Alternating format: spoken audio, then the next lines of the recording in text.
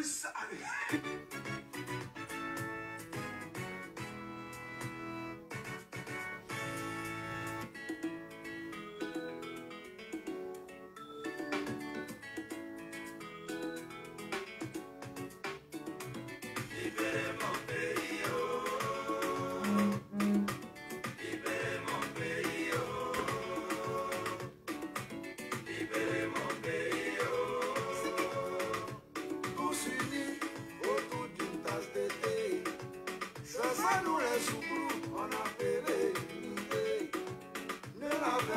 Sinon nos pays à la dérive.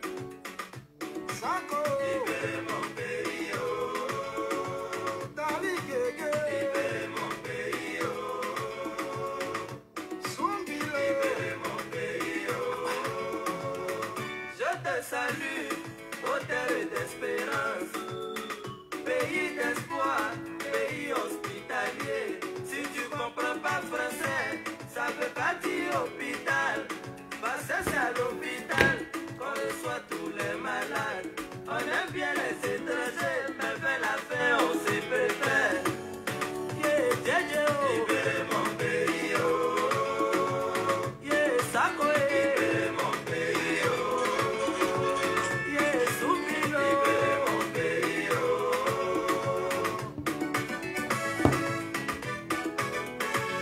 Est-ce que pour éradiquer on a besoin de tuer? Si nous savons dans la paix ramener la liberté, notre devoir sera donc de la préserver, car la Côte d'Ivoire est une et indivisible. Yeah, Sombiro, libérez mon pays, oh. Dali Djedje, oh. Libérez mon pays, oh. Yeah, Denko, libérez mon pays, oh. Toi qui as Borobo, toi qui te trouves à Boaké, si tu es vraiment ivoirien, si tu aimes ton pays, tes pauvres gens me libèrent ton pays, oh. Joël c'est, oh. Libérez mon pays, oh. Malou André, libérez mon pays, oh.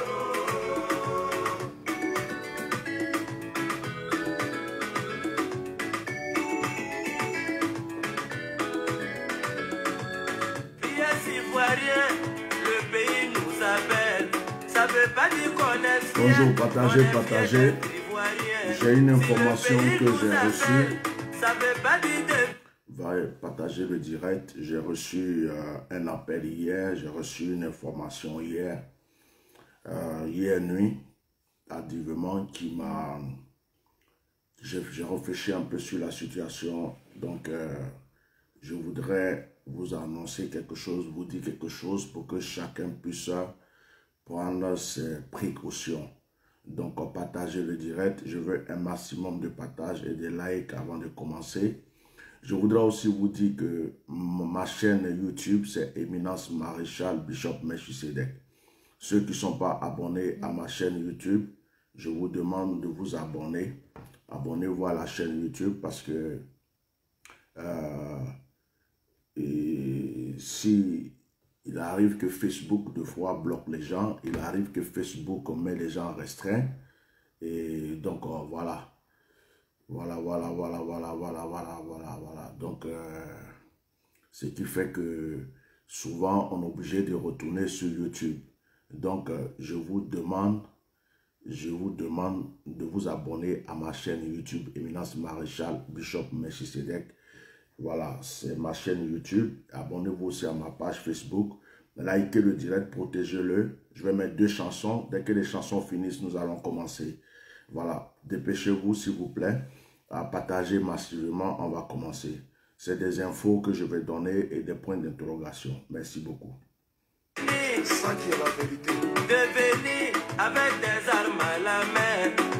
C'est ton cœur vaillant qui peut élever sa dignité. Yeah, Djedje, oh. Libérez mon pays, oh. Yeah, Sombilo. Libérez mon pays, oh.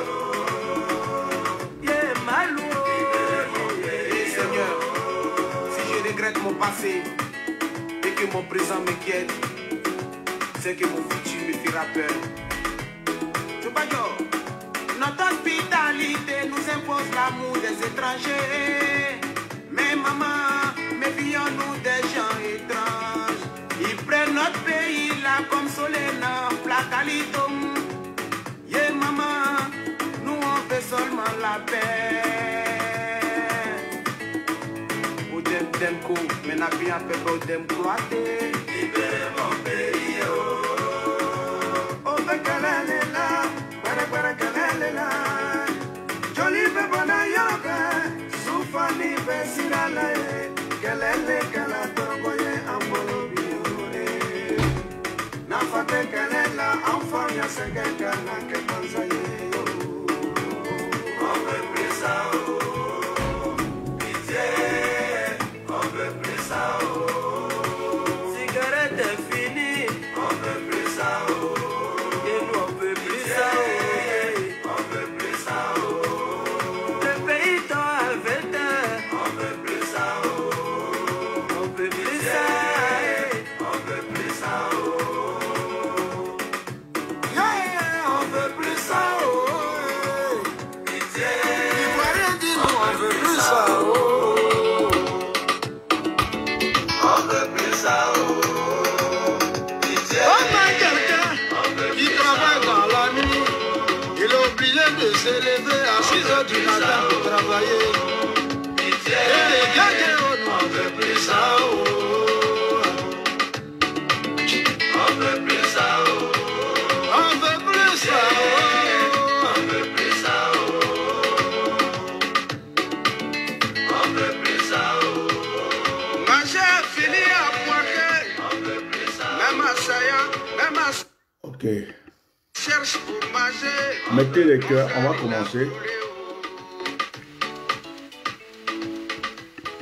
Ok, je vais mettre une autre chanson.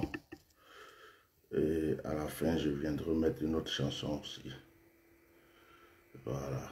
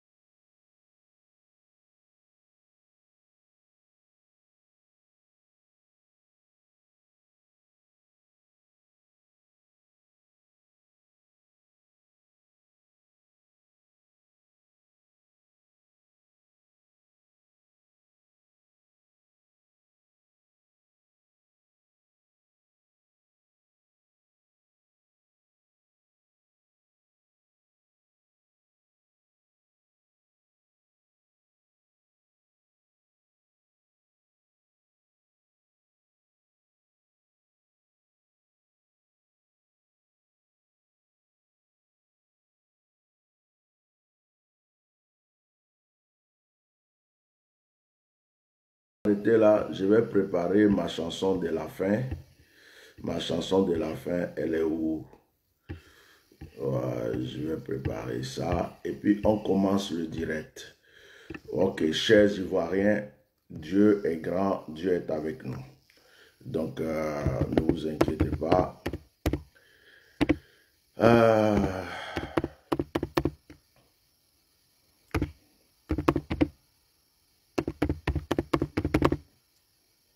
Voilà. Donc, je prépare la chanson. Et puis, voilà. Que Dieu vous bénisse. Bonjour, chers frères ivoiriens. Nous sommes dans un même bateau. Nous sommes dans un même avion. Et si ça crache, c'est nous tous. Alors, ce matin, je voudrais expliquer quelque chose. Et j'aimerais que vous preniez en considération ce que je vais dire ce matin. Alors, excusez-moi, je vais essayer quelque chose. Yes, j'ai réussi. Vous savez, Dieu est puissant, Dieu est fort et le diable aussi est malin. Alors, continuez à mettre les cœurs. Je vais commencer par le vif du sujet. Et après, je vais dire ce que je pense. Hier soir, hier nuit, j'ai fait un direct de prière. Et lorsqu'on a fini le direct d'enseignement, il y a une personne qui m'a appelé. La personne m'a appelé en me disant, Bishop, j'ai une information à te donner. J'ai une information à te donner parce que je viens d'apprendre quelque chose. Je dis, ben, je vous écoute. Et elle me dit, en fait, il y a une personne du RHDP qui a appelé une personne, qui a parlé avec une personne qu'elle connaît. Et la personne du RHDP a dit à la personne qu'elle connaît que tout ce qui se passe actuellement en Côte d'Ivoire, c'est du pipeau. Que en réalité, le président Bédié est parti au Ghana. D'après ce que le gars du RHDP a dit à la personne que la dame m'a rapporté, que le président Bédié est parti au Ghana, que c'est un peu une stratégie, c'est du pipeau, et que en réalité, tout ce qu'on fait, tout ce qu'il est en train de faire là, c'est du cinéma en fait. Tout ce qu'on est en train de faire, c'est du cinéma. Il a été décidé que c'est M. Dramane Alassane Ouattara qui restera donc au pouvoir et qui va rester au pouvoir. Je vous rapporte ce que la personne m'a dit avant que je vous parle. Et que, en fait, le président Bédié est revenu de la Côte d'Ivoire très mécontent, très mécontent, parce que il n'a pas eu gain de cause et que en réalité, c'est du cinéma, c'est tout ce qu'on est en train de voir, c'est un plan, c'est du cinéma, et que c'est Alassane qui va rester au pouvoir. Donc, cette femme était un peu effrayée, cette personne était effrayée, elle ne comprenait rien, et elle m'a appelé hier soir, après mon direct, pour m'informer. Alors, je l'ai écouté. Dès que je l'ai écouté, je lui ai dit, écoute-moi bien. Parce que je suis serviteur de Dieu, j'ai le discernement. On ne peut pas venir me raconter n'importe quoi et puis tout de suite j'accepte ça comme ça. Je ne tombe pas dans certains pièges. Donc j'ai dit à cette personne, méfie-toi que pendant que tu es en train de me parler, je comprends que l'heure de la manipulation a commencé. L'heure de la manipulation a commencé. La manipulation est une arme. La manipulation est un pouvoir. Donc, s'il y a des opposants qui sont en train de se lever, de s'opposer, on voit à Abidjan depuis hier, en Côte d'Ivoire, ce qui se passe. Bédié est venu avec Afi. Ils ont fait un discours. Ils ont renforcé la désobéissance civile. Ils ont dit aux gens, maintenant, là, c'est renforcé. On voit les Ivoiriens en train de se lever. Tout le monde dit, il n'y aura pas d'élection, il n'y aura pas de troisième mandat. Et d'un coup, quelqu'un du RHDP, c'est pas quelqu'un du PDCI, c'est pas quelqu'un du FPI, mais quelqu'un du RHDP appelle quelqu'un pour lui dire, arrêtez de vous prendre la tête, c'est déjà décidé. En fait, c'est Alassane qui va rester au pouvoir. Que c'est ce qui a été décidé. Bédié est parti au Ghana, c'est ce qu'on lui a dit. Ils ont dit à Bédié que pour le moment, il n'a qu'à laisser tomber toutes ces histoires, que c'est Alassane qui va rester au pouvoir. J'ai dit à cette personne qui m'a appelé, je vois de la manipulation. C'est une stratégie. C'est une stratégie, puisque les gens sont réveillés, ils ont trouvé une autre stratégie de dire aux opposants, de parler aux opposants et de leur dire non, arrêtez.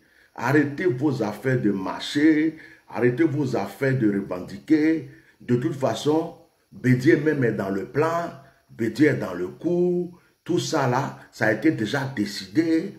Bédié même est au courant, ils se sont déjà mis d'accord. C'est Alassane qui va rester au pouvoir. Donc, laissez tomber tout ce que vous êtes en train de faire. Ça s'appelle de la manipulation. Ça s'appelle de la manipulation. Tu as un adversaire devant toi. Nous, on a vécu ça dans le ghetto. On a vécu ça dans la rue. Quelqu'un en face de toi, il ne peut rien te faire. Il ne peut pas. Il sait que tu vas le frapper du matin au soir. Mais il a bouche. Et puis il vient. Ouais, je vais te faire ça. Je vais te faire ça. Je vais te faire ça. Je vais te faire ça. Tu vas voir. Un jour, j'ai eu affaire à quelqu'un ici en France. J'étais en voiture. Je ne sais pas qu'est-ce qu'il a fumé, qu'est-ce qu'il a bu. Il vient avec une vitesse, je ne sais pas comment. Il me dépasse. Après, il ralentit. Je m'approche de lui. Il freine. Je le dépasse. Après, il me dépasse.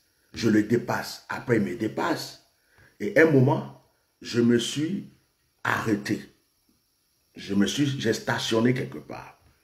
Quand j'ai stationné, j'ai ouvert ma porte. Lui aussi, il a ouvert sa porte. Ça, c'était les moments même où je faisais de la boxe, je faisais des combats, tout ça. Donc, j'étais prêt même à lui péter la gueule. Ça, quand j'avais ma femme, mes enfants dans la voiture, tout ça. Donc, j'étais tellement énervé, j'ai ouvert la porte. Quand il est sorti et qu'il m'a vu, il a vu que celui qui est en face de lui là était révolté. Il a couru pour aller vers le coffre de sa voiture. Et puis, il a commencé à parler. Qu'est-ce que tu vas faire? Tu peux me faire quoi? Hein? Moi, je viens de sortir de prison. Je suis un homme très dangereux. Hein? Regarde dans mon coffre ici même, il y a un fusil. Mais il n'ouvre pas le coffre. Il y a un fusil. Si tu fais ici, là, je vais te descendre. Il a commencé à crier, crier. Je m'approchais de lui, je m'approchais de lui, je m'approchais de lui. J'ai dit, lui là, il croit que tout ce qu'il dit là, ça peut m'effrayer. J'ai dit, en fin de compte, je me suis rendu compte que c'était un menteur. Il avait tellement peur, il était obligé de raconter ce qu'il va raconter, puis je vais me décourager pour le laisser partir. Parce qu'il va dire, non, j'ai un fusil, j'ai ceci, cela. Mais c'est du n'importe quoi. C'était du n'importe quoi. Vous voyez, et ce jour-là, c'est ma femme et mes enfants qui l'ont sauvé. Alors, ce que je voulais dire aux Ivoiriens, nous aimons le président Bédié, nous comptons sur lui, tout ce que vous voulez, mais le président Bédié, lui seul, ne représente pas toute la Côte d'Ivoire. même si ce que cette personne a dit était vrai, et qu'ils avaient lié les mains et les pieds de Bédier, et que Bédier n'avait plus le choix, et que c'était vrai, j'ai dit si c'était vrai, ça ne va pas empêcher le peuple ivoirien de continuer à revendiquer et à dire qu'on ne veut pas de Draman. Point. Bédier est dedans haut. Bédier n'est pas dedans haut. Afi est avec le peuple. Afi n'est pas avec le peuple. Les opposants sont réunis pour chasser Dramano. Ils ne sont pas réunis. Ce problème, c'est le peuple. Je ne vois pas Simon Gbagbo faire un accord pour laisser Alassane encore au pouvoir. Je ne vois pas, en tout cas moi, je ne crois pas que Bédier peut faire ce qu'ils ont dit. Je ne crois pas que Afi, qui a fait un discours hier, peut faire ce qu'il a dit. Afi N'Guessan là, au départ, il a dévié. On l'a engueulé, on l'a attaqué. On lui a donné des messages très forts. On l'a traité de traître, de Judas. On a tout dit. Afi a pris conscience. Afi aujourd'hui là, ce n'est pas le même Afi N'Guessan dont on parlait. On dit Dieu merci. Quand tu intercèdes pour quelqu'un, quand tu donnes des conseils à quelqu'un, quand tu parles à quelqu'un puis la personne change, tu ne peux que dire Dieu merci. Tu ne peux que dire Dieu merci. Afi a changé. Bédier aussi s'est réveillé. Simon Gbagbo est là. Il y a d'autres personnes qui sont là. Même s'ils ont manipulé une seule personne d'entre eux, ils ne peuvent pas manipuler tout le reste. Ils ne peuvent pas manipuler tout le peuple. Parce que de toute façon, on est comme dans une guerre. On est dans une situation où c'est soit Alassane qui gagne et puis il continue de nous maltraiter. Les exilés ne peuvent plus rentrer. Les prisonniers vont mourir en prison. Le pays va être encore accaparé. Ou soit, c'est nous qui arrivons à faire partie de ce monsieur pour que la vraie démocratie revienne dans notre pays. Parce que Alassane ne fait pas de la démocratie. Il fait de la dictature. Et nous ne voulons plus de dictature. C'est tout. Ce n'est pas compliqué. Bédier, ce n'est pas tout le peuple. Alassane, comme on appelle, Afi, n'est pas tout le peuple. Même Alassane, il ne représente pas tout le peuple. Il y a un peuple, c'est le peuple qui choisit qui va être son président. C'est le peuple qui choisit qui doit le gouverner. C'est le peuple qui a le dernier mot.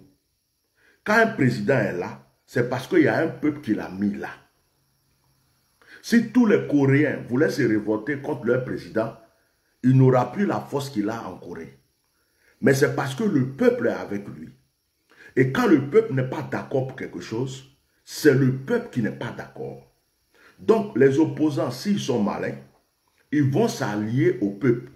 Ils ne vont pas changer d'avis parce qu'on ne pourra jamais les pardonner cela.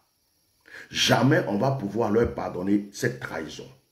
Donc je ne crois pas que Bédier, avec tout ce qu'il a vécu déjà dans sa vie, avec le coup d'État, les trahisons et tout ce qu'il a vécu, peut encore venir se mettre là et créer un problème encore entre lui et les Ivoiriens.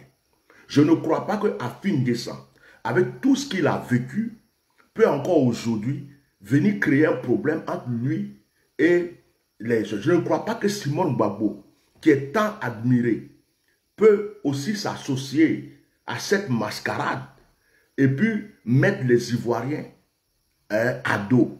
Ce n'est pas possible. Sauf si vraiment ce sont des personnes qui sont maso, qui ne veulent plus jamais que les Ivoiriens disent quelque chose de bon sur eux, pour eux. Donc, cette personne qui m'a appelé hier, ceux qui ont suivi mon direct hier, vous voyez vers la fin du direct, il y a une femme qui m'a appelé. Je lui ai dit que je suis en direct, que j'allais la rappeler après. C'est quand le direct est fini que j'ai eu cette dame et elle m'a expliqué en me disant, vraiment, elle a peur que ce qui se passe là, en tout cas, Bédier est parti, il n'a pas eu gain de cause, qu'il y a quelqu'un du RHDP qui a appelé une personne que lui, elle connaît, et que la personne lui a dit que, effectivement, Bédier est venu décourager, que la décision qui a été prise, c'est qu'Alassane reste là pour le moment encore et tout ça. J'ai vu que c'est de la manipulation. Méfiez-vous. Quand ces personnes vont vouloir battre leur campagne, ils vont utiliser cette manipulation. Ils vont rentrer dans la maison des gens, chez les gens, dans les villages, dans les lieux, et ils vont dire aux gens, non, ils se sont entendus. C'est Alassane qui est le président. Même Bédié, même il est d'accord. Tout ce qu'ils sont en train de faire là, c'est une stratégie politique. C'est un plan politique. Mais c'est Alassane qui est là. C'est Alassane qui est au pouvoir. Votez Alassane, comme ça, on va construire une école pouvoir, on va faire ceci, on va faire cela. Ils vont prendre le mensonge et la manipulation, comme ça a commencé là, selon ce que la dame vient de me dire. Ils vont prendre le mensonge là, ce mensonge, pour rentrer de maison en maison, de lieu en lieu, pour faire croire aux gens, la France est d'accord, c'est Alassane, les États-Unis, c'est Alassane, le Ghana dit c'est Alassane, même Bédié ne peut plus rien faire, on lui a imposé, il dit c'est Alassane, donc ne perdez pas votre temps, hein, votez Alassane, supportez Alassane, c'est faux. C'est de la manipulation, c'est du mensonge. Il y a des personnes qui ne font que mentir. Le mensonge est comme un pouvoir pour eux. Ils mentent comme ils respirent. Et ce parti-là, quand je les vois, je les écoute, je vois trop de mensonges. Et c'est ce mensonge-là, ils ont décidé de prendre ça comme dernier atout, c'est-à-dire manipuler le cerveau des Ivoiriens pour leur faire croire que Bédié est dans le coup, pour leur faire croire que Afi est dans le coup, pour leur faire croire que les opposants ne peuvent rien, tout a été déjà décidé. Et d'autres même vont nous faire croire aussi que Thiam va venir faire la transition. D'accord, moi je n'ai rien contre Thiam. Si vous voyez, je ne fais pas de direct pour attaquer Thiam. Il y a d'autres qui disent qu'il est ivoirien, il y a d'autres qui disent qu'il n'est pas ivoirien. Ce n'est pas parce qu'il s'appelle Thiam, je vais dire qu'il n'est pas ivoirien. Quelqu'un qui a vécu dans la famille d'Oufoué, quelqu'un qui a vécu... Ça, c'est pas... J'ai pas sur ce point-là. Je ne suis pas parmi ceux qui jugent les gens par rapport à leur nom. Quelqu'un peut avoir des parents sénégalais, puis il est né en Côte d'Ivoire, il a grandi en Côte d'Ivoire, il est ivoirien. Et ça, c'est pas... Je ne fais pas de débat sur l'histoire de Thiam. Sincèrement, je vous dis, devant Dieu, si Thiam doit être là, pour que Alassane s'en aille là, moi et Ken, je vais dire Dieu merci. Au moins Alassane est parti. Donc moi, je ne fais pas de débat sur l'histoire de Thiam. Thiam est bon, Thiam n'est pas bon, c'est un étranger, c'est un Sénégalais, ce n'est pas ceci. Bon, ces petits débats, je ne rentre pas dedans. Ce que je veux, c'est que la dictature cesse dans mon pays. Ce que je veux, c'est que les exilés rentrent chez eux. Ce que je veux, c'est que les prisonniers sortent de prison. Ce que je veux, c'est qu'on arrête de poursuivre les gens n'importe comment, n'importe quand, parce qu'ils ont parlé, parce qu'ils ont chanté, parce qu'ils ont dit ceci. C'est tout ce que je veux. Dès que tout ça s'est réglé, ma bouche là, je ferme ça dans l'affaire de politique de mon pays. C'est tout ce que je veux. C'est tout ce que je veux. Que les Ivoiriens soient à l'aise, en paix et tranquilles. À partir de ce moment, que ce soit Thiamo, que ce soit Gbagbo, que ce soit Bédio, que ce soit Brigoudou, que ce soit Soro, celui qui va être au pouvoir, ça c'est pas mon problème.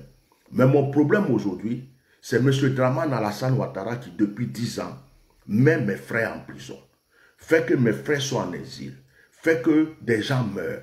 Ceux qui l'ont aidé, il crée des problèmes. Ceux qui l'ont tendu la main, il les poursuit. Il crée une sorte de dictature qu'on ne comprend plus ce qu'il faut, ce qu'il y a dans le pays. C'est mon seul problème. Hein. Parce que si Alassane est là encore, les exilés là, ils vont faire 50 ans, là où ils sont. Si Alassane est là encore, les prisonniers vont mourir en prison. Même Gbagbo, son pays, il est libéré, il ne peut même pas rentrer dans son pays. Donc, il y a une sorte de dictature que je ne peux pas supporter. Donc, mon problème actuel, ma priorité à moi actuellement, c'est que Dramane Alassane Ouattara dégage. C'est tout. Que lui dégage. Si lui l'a dégagé, c'est Thiamo. Même si Thiamo est sous-préfet français, il est sous-préfet espagnol, il a des origines sénégalaises, il a vécu en Côte d'Ivoire, il est né en Côte d'Ivoire, il a grandi en Côte d'Ivoire, et nous tous on vient de quelque part, et puis nos parents viennent de quelque part. Donc Thiam, si par lui, les Ivoiriens vont être en paix. Les Ivoiriens ne vont plus aller en prison n'importe comment. Ils ne vont pas rester en exil et que les choses vont changer. Mais Dieu merci. Dieu merci. Si ce n'est pas lui que c'est Bédier, gloire à Dieu. Si c'est Gbagbo, gloire à Dieu. Si c'est Soro, gloire à Dieu. Ça, ce n'est même pas un problème. Une élection parfaite, tranquille, paisible. Les Ivoiriens eux-mêmes choisissent celui qu'ils veulent comme leur président. C'est ce que nous voulons. Mais nous ne voulons pas quelqu'un qui va s'imposer. Il s'est imposé pendant 10 ans, il va s'imposer pendant 15 ans, après 20 ans, après 30 ans. Nous ne voulons pas de cela. Donc, ce combat-là, nous le mènerons jusqu'au bout. Alors, pour ceux qui disent, pourquoi tu es au loin, tu parles, venez au pays. Vous savez, dans une guerre, quand par exemple, il y a une armée qui va combattre sur un front, il y a des gens qui restent dans le pays d'où l'armée sort et qui donnent des directives à l'armée. Ça veut dire quoi? Nous autres qui sommes à l'extérieur, là, Dieu, dans son plan, nous a mis à l'extérieur pour que nous puissions avoir la bouche et l'orientation pour nos frères qui sont sur place. Tout le monde ne peut pas être dans le pays, tout le monde ne peut pas être hors du pays. C'est selon le plan de Dieu. C'est selon le plan de Dieu que Dieu lui-même a permis que des gens soient à l'extérieur. S'il n'y avait pas des gens à l'extérieur pour être des cyberactivistes, pour parler librement, pour s'exprimer comme nous sommes en train de faire, aujourd'hui, ce qui est en train de se passer dans le pays n'allait pas se passer. C'est pourquoi il y a des gens qui sont là, qui disent, oh, viens au pays, viens au pays. Pourquoi tu viens? Pourquoi? Vous savez pourquoi? Parce que ça leur fait mal que des gens soient à l'extérieur et qu'ils aient un pouvoir, une force sur ceux qui sont au pays. Parce que quand nous on parle, les gens écoutent. Et quand les gens écoutent, ça les sensibilise, ça leur donne la motivation, ça leur donne la force. Alors, vous comprenez? Donc, on joue notre rôle. Dieu sait pourquoi il nous a mis à l'écart. Dieu sait pourquoi il nous a mis à l'écart. Ceux que Dieu voulait qu'ils restent pour mener un combat, là-bas, ils sont là-bas. Ceux que Dieu veut qu'ils soient à l'extérieur, ils sont à l'extérieur. Le président Alassane Dramane Ouattara lui-même, il était où? Il était en exil. Dramane Alassane, ceux qui disent viens au pays, je vais vous répondre. Alassane Dramane Ouattara était en exil. Il était en exil, mais il donnait des ordres au pays. En Côte d'Ivoire, des gens marchaient pour lui. Des gens boycottaient. Des gens criaient pour Alassane. La même chose qui se passe aujourd'hui là, où il y a des cyberactivistes qui parlent à des gens au pays pour dire ne vous laissez pas faire là. Cette même chose que vous dites, de pourquoi tu es au loin et puis tu parles là. Alassane était ici, en Europe, en France, et puis Alassane disait aux enfants des gens d'aller marcher. Alassane disait aux enfants des gens de boycotter. Alassane disait aux enfants des gens d'aller se faire tuer pour que lui soit président. Jusqu'à il a créé la rébellion. Il n'était pas en Côte d'Ivoire, il était en France. Lui-même, il n'est pas allé marcher. Lui-même, là, on ne l'a jamais vu marcher dans la rue pour revendiquer. Mais il donnait des mots d'ordre, il envoyait l'argent, il faisait des trucs pour que des gens marchent. Donc, si Alassane Dramane lui-même, il a fait ça, pourquoi à son tour aussi, nous, on ne fait pas ça? Alassane l'a fait. Il était en exil. Il était en exil. Et il donnait l'ordre. Et des gens marchaient pour lui. Des gens boycottaient. Il y avait des manifestations pour Alassane. Pendant qu'Alassane était caché ici en France. Donc aujourd'hui, là, c'est chacun à son tour. Donc nous, on va continuer. On va continuer à soutenir nos frères, à aider nos frères. On ne baissera pas les bras. Il y a quelqu'un qui dit, mouiller c'est mouiller, il n'y a pas de mouiller sec. Et on dit, cabri mort n'a pas peur de couteau. Ça veut dire quoi? Nous sommes dans une situation, ce n'est pas tout le monde qui s'appelle Johnny Pacheco. Excusez-moi de dire son nom, mais ce n'est pas tout le monde qui, à un certain moment, change. Et puis, il va demander pardon, il va se réconcilier. Et puis, il y a des gens, on le pardonne ou on ne le pardonne pas, ou on fait semblant de le pardonner. Ce n'est pas tout le monde. Parce que chacun a sa manière de réfléchir. Moi qui suis assis là, je ne me vois pas changer ma veste, aller me mettre à genoux devant Alassane pour dire je te demande pardon pour tout ce que je t'ai dit, je demande pardon pour tout ce que j'ai fait. Je ne me vois pas en train de faire ça. Donc je suis dans une guerre, dans un combat où je vais jusqu'au bout, et celui, ça dit que c'est ma vie et leur vie, parce que Alassane m'en veut. Son gouvernement m'en veut. Ses partisans m'en veulent. Je suis déjà rentré dans l'eau, en train de combattre. Pourquoi je vais reculer? Tu es en train de te noyer au milieu de la mer. Soit tu continues de nager, peut-être que tu vas te sauver devant. Mais si tu fais demi, tout ça ne sert à rien puisque tu es déjà au milieu. Donc écoutez-moi, je suis dans un combat où il y a ma vie. Je suis dans un combat où il y a ma dignité. Je suis dans un combat où il y a mon avenir. Donc je ne peux pas m'amuser à dire non, c'était pour parler un peu, je laisse tomber, je change d'avis. Je ne changerai pas d'avis. Je ne changerai pas d'avis. Parce que Alassane, je n'aime pas son gouvernement. Tous ceux qui sont en prison, ça me fait vomir.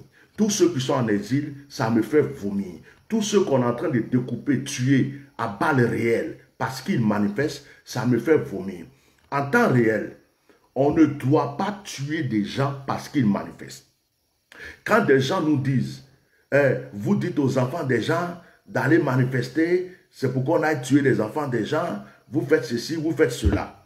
D'accord, mais à la guerre comme à la guerre, si ceux qui ont eu l'indépendance avaient parlé comme vous, on n'aurait jamais eu l'indépendance. Si l'abolition de l'esclavage, pour l'abolition de l'esclavage, les gens avaient parlé comme vous, ils avaient eu peur des colons, de tous ces gens qui les tyrannisaient, on n'aurait jamais eu l'abolition de l'esclavage. Si les femmes ne s'étaient pas levées, certaines ont été frappées, tuées, emprisonnées, on n'aurait jamais eu l'émancipation de la femme. Si Nelson Mandela n'avait pas lutté, des gens ne s'étaient pas mis dans la rue pour Nelson Mandela, je pense que les Noirs en Afrique du Sud aujourd'hui ne seraient pas heureux. Donc, à un certain moment, on ne peut pas faire d'omelette sans casser d'œufs. Donc, quand vous êtes là, pourquoi vous dites ça? Pourquoi vous faites ça? On veut la paix dans le pays. Mais il y a quelle paix dans le pays? Vos frères qui sont en prison, c'est la paix. Vos frères qui sont en exil, c'est la paix. Vos frères qui ont des diplômes qui ne peuvent pas travailler parce qu'ils ne sont pas des RHDP, c'est la paix. Vos frères et sœurs qui sont en prison parce qu'ils se sont exprimés. Une chorale chrétienne qui chante, on convoque le bishop.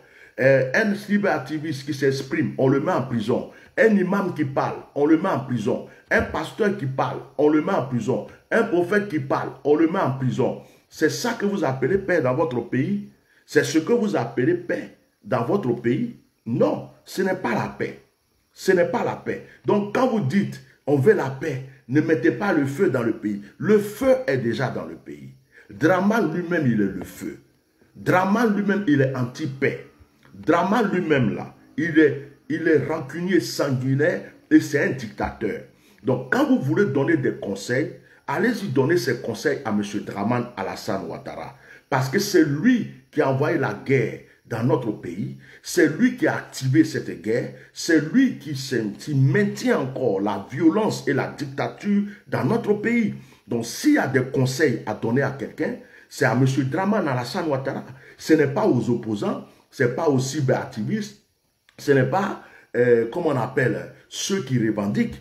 Ceux-là, ils défendent leur cause. Lorsqu'on attrape quelqu'un comme ça, qu'on dit « je vais te tuer », si la personne se défend, on ne peut pas venir dire à la personne qu'on a attrapé comme ça, qui se défend, « pourquoi tu te défends ?» On vient dire à l'autre personne qui a attrapé la personne comme ça, « laisse-le ». Ce que tu fais n'est pas bien. Donc, ce n'est pas la personne qu'on a attrapée comme ça, qu'on est en train d'étrangler, que tu vas venir lui dire, mais pourquoi est-ce que tu réagis? Tu réagis pourquoi? Laisse-le t'étrangler. Excusez-moi. Il y a des commentaires, je laisse passer.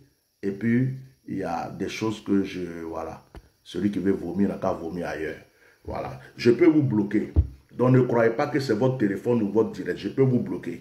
Donc, vous vous amusez. Ceux qui mettent à dos, mettent des trucs. Je peux vous bloquer, vous tous. J'ai 2 téléphones là. Je peux vous bloquer. Il y a un ici, il y a un là. Il y a un autre ici. Il y a un autre qui est là. Ça fait 4 téléphones devant moi. Je peux vous bloquer très facilement. D'ailleurs, je bloque un. Il dit à dos. Je vais être gentil, je vais le bloquer. Et puis, je continue. Je vais le bloquer tout simplement. Voilà. Il est parti. Non. Voilà. Quelqu'un l'a bloqué déjà. On dirait qu'ils l'ont bloqué déjà. Ils l'ont bloqué déjà, c'est bon.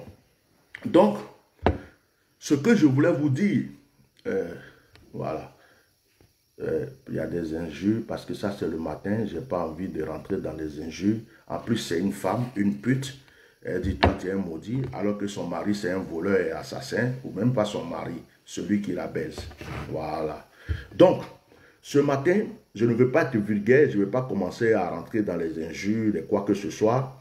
Je veux simplement m'exprimer. Alors, normalement, dans un pays démocratique comme la France, on ne voit pas les gens tuer des gens à balles réelles parce qu'ils manifestent.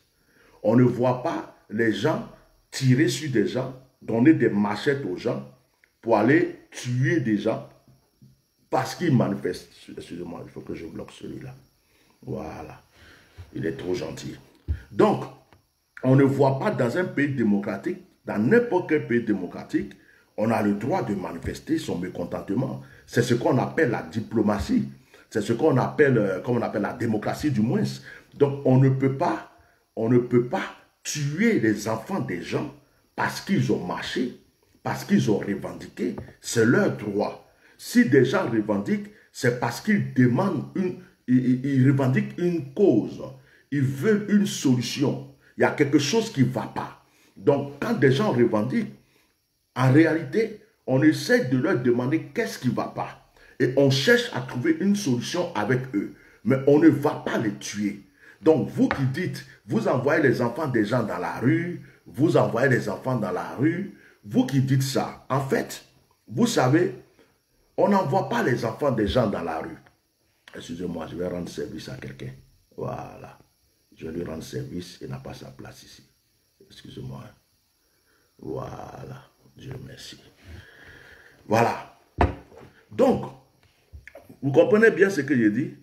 C'est que, en temps réel, quand vous dites, on ne peut pas, pourquoi vous envoyez les enfants dans la rue? Ils vont les tuer. Mais pourquoi le mot tuer sort de votre bouche même? Donc, quand on manifeste, qu'on revendique, ça veut dire qu'on doit te tuer dans un pays démocratique. Donc, vous trouvez que c'est juste et normal que dans un pays démocratique, des gens revendiquent, des gens marchent et qu'on les tue. Qu'on prenne un couteau, on les déchire avec des machettes, avec des fusils, on les tire dessus à balles réelles. Vous trouvez que c'est normal. Vous ne réfléchissez pas pour comprendre que la faute est à M. Dramane Alassane Ouattara. Vous ne comprenez pas que c'est lui normalement qui ne doit pas tuer ceux qui marchent. C'est lui qui ne doit pas tuer ceux qui revendiquent. C'est ce que vous devrez comprendre. Parce que quand vous êtes en train de dire, vous envoyez les enfants dans la rue, ils vont les tuer. Mais pourquoi d'ailleurs les tuer? Pourquoi les tuer? C'est le mot tuer là. Mettons une parenthèse et puis restons sur le mot tuer.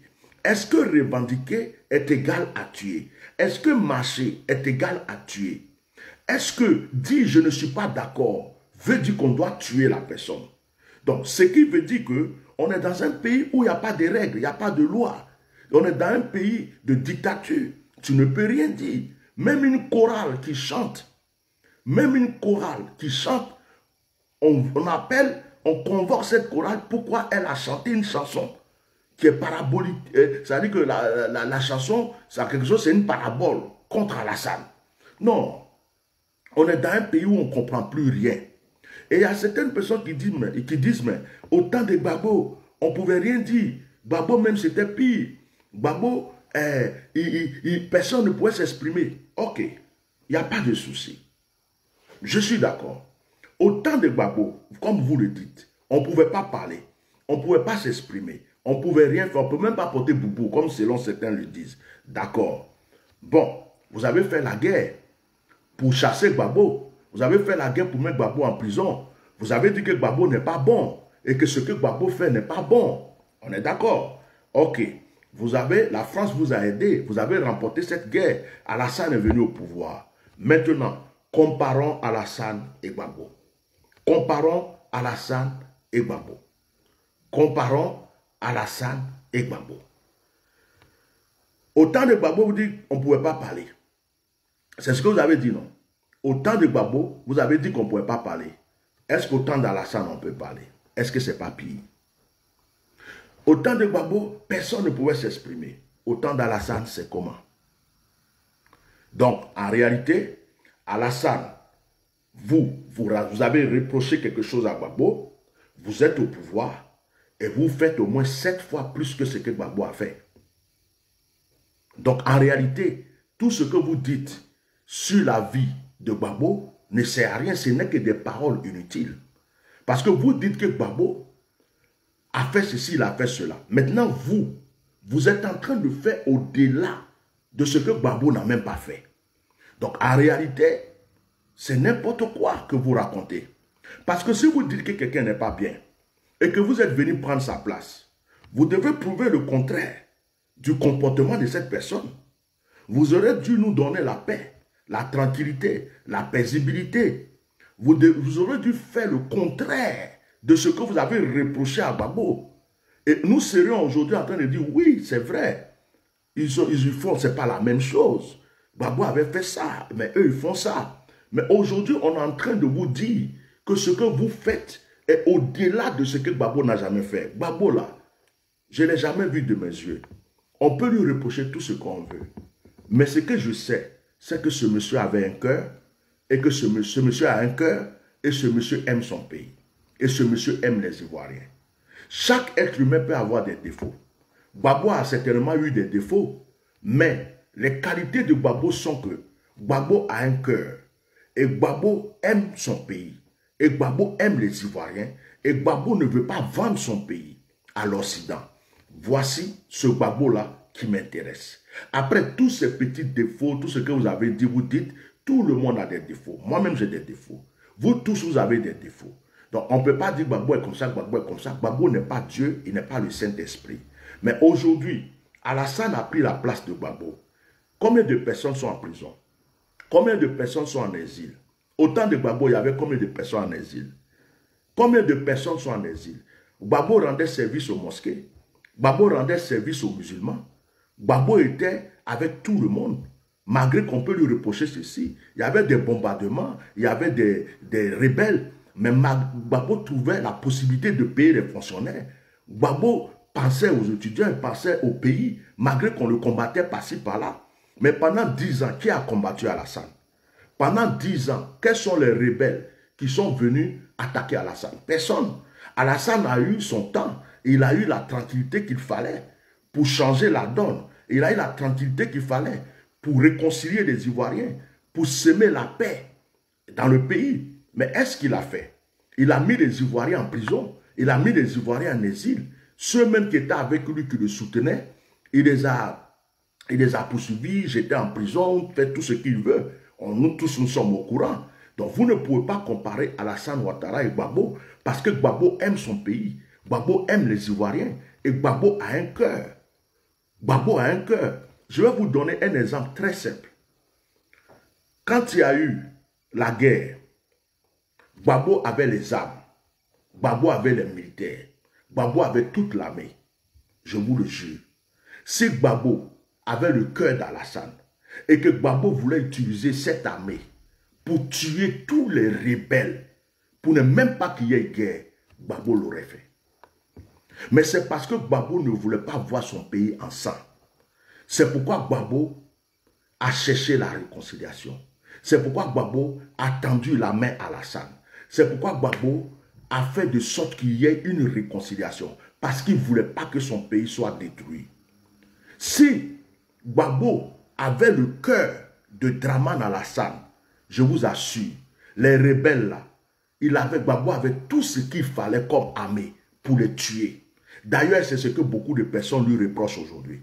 Il y a des gens qui lui disent, mais comment tu nous as mis dans cette situation? Tu avais tout ce qu'il fallait pour tuer tous ces rebelles. Et tu les as laissés. Tu les as tendu la main. Tu as mangé avec eux. Tu les as invités à ta table. Regarde ce qu'ils sont en train de nous faire aujourd'hui. Mais c'est parce que Gbagbo a un cœur. Gbagbo pensait que les gens pensaient comme lui. Gbagbo pensait que les gens réfléchissaient comme lui. Et que les gens aimaient aussi le pays que lui, il aime. C'est pourquoi, sinon, qu'est-ce qui empêchait Gbagbo de prendre son armée puis bombarder tous les rebelles, tuer tout ce qu'il avait, tous les chars de combat, tout ce qu'il voulait. Mais Gbagbo n'a pas fait ça. Mais Alassane, il utilise les gendarmes pour tuer nos frères et sœurs. On distribue des machettes dans les villages. Il y a des étrangers qui rentrent dans nos villages pour découper nos frères. Lorsqu'il y a une manifestation quelque part, on va le tuer. Actuellement, Benoît a entouré des chars. Dans des villages, il y a des machettes qui sont distribuées. Ils sont en train de tuer des gens n'importe comment. Imaginez le cœur d'Alassane et le cœur de Gbagbo, ce n'est pas le même cœur. Nous voulons quelqu'un qui aime les Ivoiriens. Même s'il a des défauts, qui aime son peuple. Même s'il a des défauts, qui pense au bonheur de tous les Ivoiriens. Nous voulons la réconciliation. Nous voulons la paix. Nous voulons l'amour. Nous voulons oublier tous ces injures, ces palabres, ces discussions, ces disputes. Et puis un jour nous retrouver tous en tant qu'Ivoiriens, nous embrasser les uns les autres, danser ensemble, manger ensemble, vivre ensemble. Tout ce que nous sommes en train de faire aujourd'hui, c'est parce que nous voulons que notre pays soit stable. Il n'y a aucune personne parmi nous aujourd'hui qui veut que ce pays soit détruit. Que ce soit ceux qui sont au pouvoir ou bien les opposants, nous tous, nous voulons que ce pays soit stable. Aujourd'hui, qu'est-ce que nous reprochons? Nous disons qu'il y a eu la guerre. Il y a eu 10 ans de pouvoir pour M. Dramane. Cette paix que nous cherchons n'est pas venue. Cette réconciliation que nous cherchons n'est pas arrivée. Au contraire, nos frères ont été en prison, toujours en prison, en exil, et partout, tués. On ne comprend rien. On se dit, mais pendant ces 10 ans, ce monsieur aurait pu nous réconcilier. Ce monsieur aurait pu, de la manière, il va envoyer des gens porte à porte pour battre sa campagne. Il aurait pu envoyer des gens porte à porte dans des villages, dans partout. Il avait tout ce qu'il avait pour ça. Les gens rentraient partout pour la réconciliation, pour la paix, pour l'amour. Le nord, le sud, l'est, l'ouest, le chrétien, le musulman. On était heureux, unis ensemble. Est-ce qu'aujourd'hui où on est là, quelqu'un serait en train de parler d'Alassane? Non. Non. S'il avait fait ça, personne ne parlerait de lui aujourd'hui. C'est parce qu'il nous a mis en prison après la guerre. Il a mis des gens en exil après la guerre. Il n'a pas motivé la paix et la réconciliation. Il a gouverné le pays comme s'il gouvernait seulement son parti, le RHDP. Il s'est concentré sur son parti, mais il ne s'est pas concentré sur la nation tout entière. Il a oublié que des gens sont morts à l'ouest. Il a oublié que des gens l'ont aidé au nord. Il a oublié que des gens sont morts dans le sud. Il s'est concentré sur son pouvoir et son parti politique. Et il n'a fait que tuer, mettre en prison, pourchasser que tous ceux qui se lèvent contre lui. Or, tu peux même être qui tu veux. Tu as le droit d'avoir des opposants. Tu as le droit d'avoir des gens qui vont te dire qu'ils ne t'aiment pas. Je connais un pasteur. C'était un pasteur, je ne vais pas dire le pays. C'est dans un pays où il y avait un président très dictateur. Personne ne pouvait parler devant ce monsieur. Et un jour, comme ce pasteur avait des dons, le président l'a invité. Et quand il est allé chez le président au palais, il a dit des vérités que personne n'a osé dire au président. Les gars de corps voulaient l'attraper. Les gens disaient, hey, tu n'as pas peur. C'est devant le président, tu parles comme ça. Tout le monde était chaud. Le président dit, laissez-le. Laissez-le. Vous êtes tous des hypocrites. Ce que ce monsieur dit est vrai. Pour une fois dans ma vie, j'ai vu quelqu'un me dire la vérité. Tout ce qu'il est en train de dire, c'est effectivement ce que je suis. Il dit, laissez-le, ne le touchez pas. Vous, tout ce que je fais, vous dites Amen. Vous m'encouragez dans des mauvaises choses. Même si ce que je fais n'est pas bon, vous dites que c'est bon. Mais lui au moins, il a eu le courage de me dire la vérité et de dire que ce que je fais n'est pas bon.